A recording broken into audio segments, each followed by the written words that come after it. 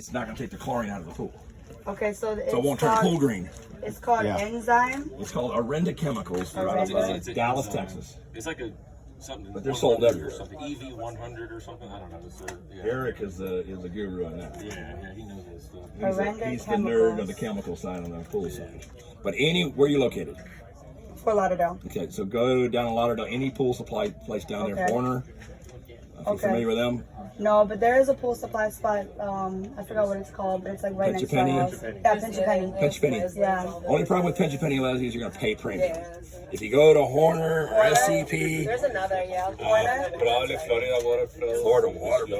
Oh, that spot that I was at. Yeah, in Hialeah. Okay. What if it's a saltwater pool? Saltwater pool, same thing. I mean, it's creating chlorine. It's just, okay. You know, salt is creating chlorine. Salt's going to be worse. Salt's going to turn their pool green just like that. And sometimes it'll take months to get that pool back. You get a hold of Arenda, talk to them, tell them what you're going to do. Here, right? So this is something that you have. experience and the honest truth. Yeah. That I've done some pool decks. Right. Pools that turn green, and you can have all the waivers you want. You can set all the expectations you want.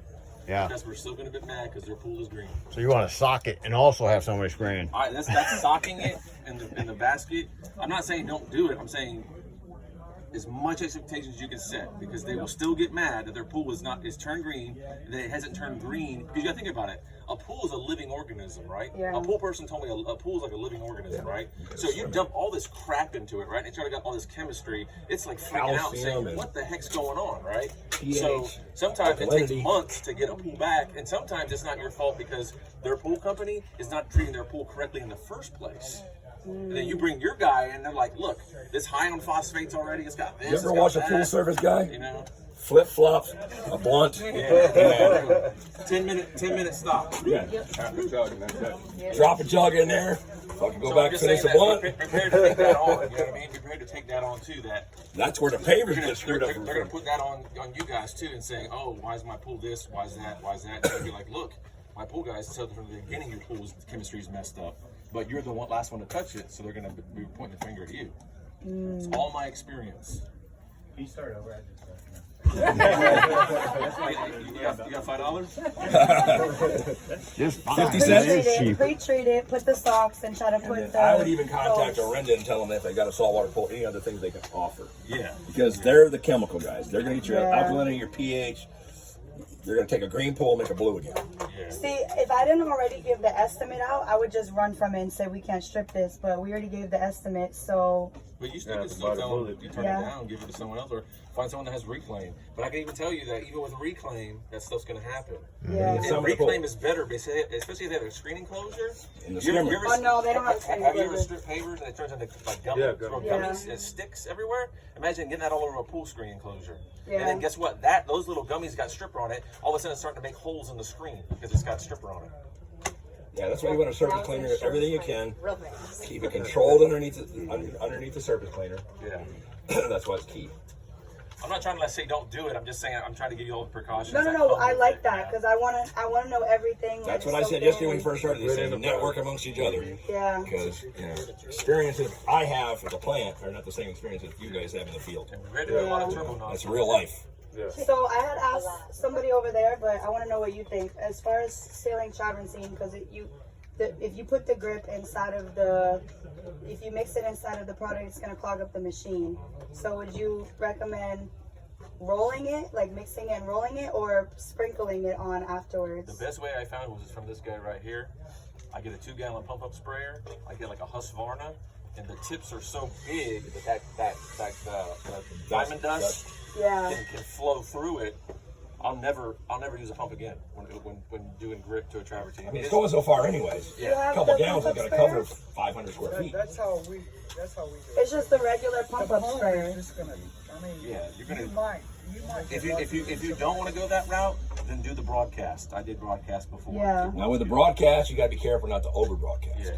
Yeah. And you want to, like I said yesterday, don't pee in the wind. So whatever way the wind's blowing, it's like a golfer. He grabs two blades of grass, he throws it up to see which way the wind's blowing before he tees off. So you want to see which way the wind's going. And you can always add if you don't have enough. So if you're going to do 2 coats, I know travertine, if I'm going to do it, I usually do 2 thin coats. Yeah. Because I'm trying to sandwich. Yeah. the non-skid in, because if it just sits on the surface Oh, so you'll spray Put it, that and then broadcast it, and then come back with another coat with a little bit more broadcast, but I'm sandwiching the first one in. Yeah. So now I'm locking it in.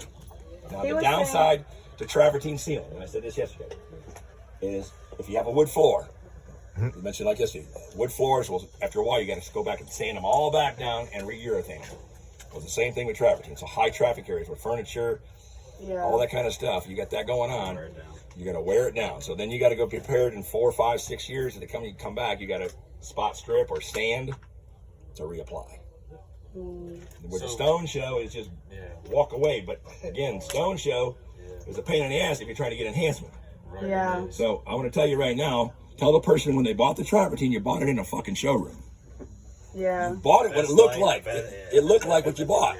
Yeah. So why do you want it enhanced? You didn't buy enhancement from the store. So I'm gonna put down invisible. That way I can put it on and walk away. So whenever I do travertine, and he and I are in the same area, we both know this. If I can talk someone into Visible Stone Show, I'll do it all day long, every day, 24/7. I won't put a film former. I won't put enhanced if I don't have to.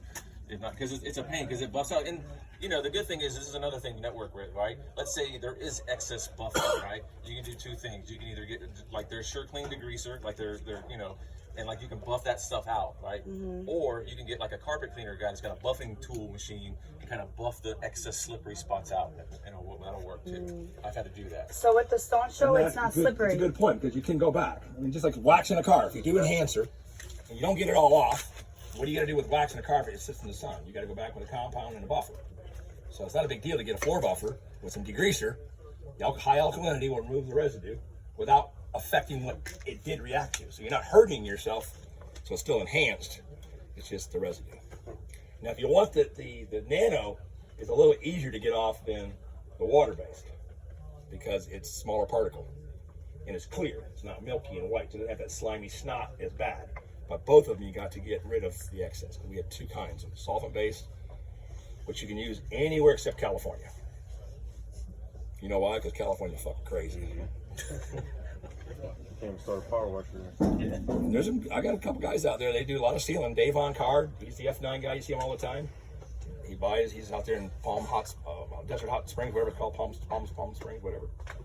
And he's The right now solvent's better because it's going to penetrate deeper. And the more it can penetrate, the more it's going to last longer. It can Learn penetrate. it. But I heard that solvent isn't good in South Florida because of the it's a humidity. mineral spirit base. Yeah. It's not a xylene based. Oh, okay. Okay, so it's a low evaporating solvent. So when you have mineral spirits that smell like mineral spirits, and you have none that has no odor.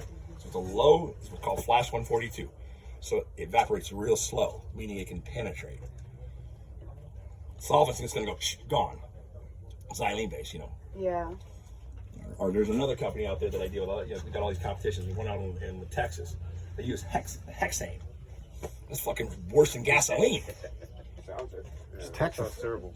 I mean, Texas doesn't give a They don't shit. I sell a ton of solvent-based sealer to the guys out in Houston. I swear to God, they sit around a campfire and just get high. They just open up the bucket and it's just. Oh yeah, it's like all the oil rig stuff. They pull it off and need it clean. Then it's like, clean it. We don't care what you use. Get out of here, motherfucker. I got a cold. Leave me alone. I see this Gatorade doesn't even any kind of So cold. hopefully that helps with the travertine. I have a love-hate relationship with it around a pool. Well, we've been getting so many requests for it, so it's like